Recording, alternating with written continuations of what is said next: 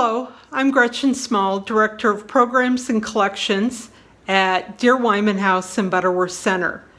For this month's Curator's Pick, we thought it was appropriate to feature a June bride, and that would be Katherine Deere, the youngest daughter of Charles and Mary Deere. On June 22nd, 1892, Katherine Deere and William Butterworth were married here in Moline. This picture is of Katherine 2 years before that, in 1890, when she first met William Butterworth. How did she meet William Butterworth?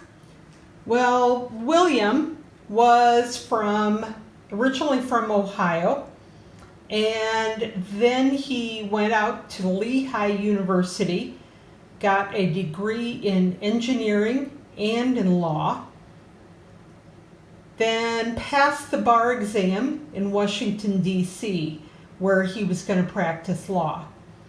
But in 1890, he traveled here to the Quad Cities to act as a groomsman in the wedding of William Wyman and Anna Deere, the Deere's oldest daughter. Here we see William Wyman in the center, and just on his left shoulder is William Butterworth. And we know that Katherine was the maid of honor for her sister. So the couple, the story goes, met during the wedding and then were married 2 years later. We wish we had some photos from the actual wedding, but that wasn't common back then like it is today. Instead, we have some studio portraits of the bride, Katherine, and the groomsmen. There's Mr. Butterworth, William Butterworth, in the center. This gentleman right here is his younger brother, Frank. Here's William Wyman, his brother-in-law. The three across the top, those are the Veely brothers, who would have been John Deere's grandsons. And then a couple of the other men are also grandsons of John Deere. The wedding itself, from the Daily Argus of June 23rd, the day after the wedding, said that the ceremony which united in holy wedlock William Butterworth of Washington, D.C. and Miss Katherine Deere was solemnized at the First Congregational Church, Moline, at 8 o'clock last evening.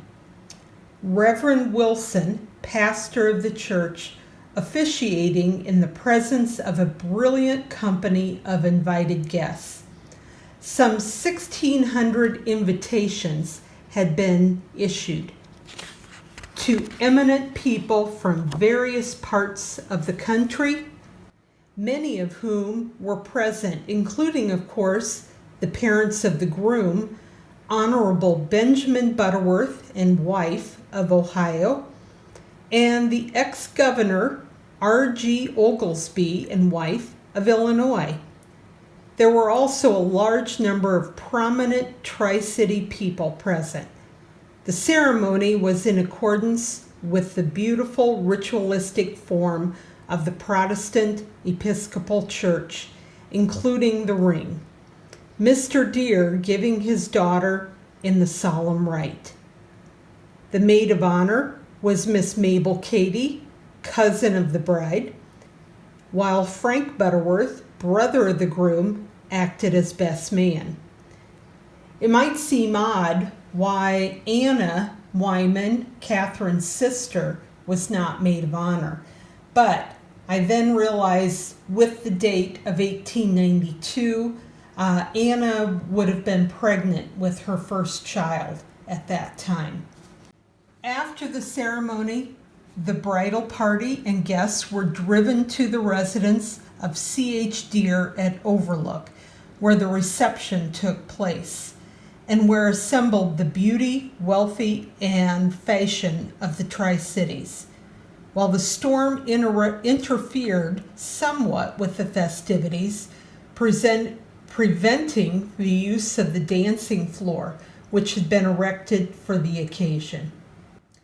That article continues with the bride is a native of Moline and is a lady of much culture and many natural graces. She has been a leader in the society circles of the three cities. Mr. Butterworth was recently admitted to the bar in Washington, D.C., but will make his future residence in Moline.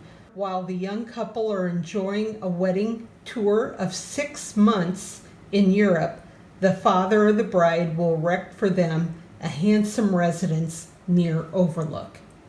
I did find one excerpt in the 100th anniversary publication of the First Congregational Church, which said, when Katherine Deere and William Butterworth were married, Alice Wheelock and some other young girls put up a ladder outside one of the church windows to watch.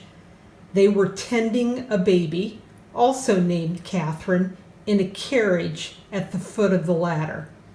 In the midst of the quiet wedding ceremony, the voice of the babysitter came through the open window.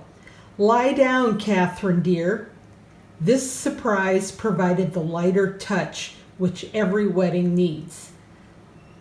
I had a good laugh with that entry, but I wouldn't consider that the lighter touch that every wedding needs. I hope you've enjoyed us for our June bride and this month's Curator's Pick. Thank you.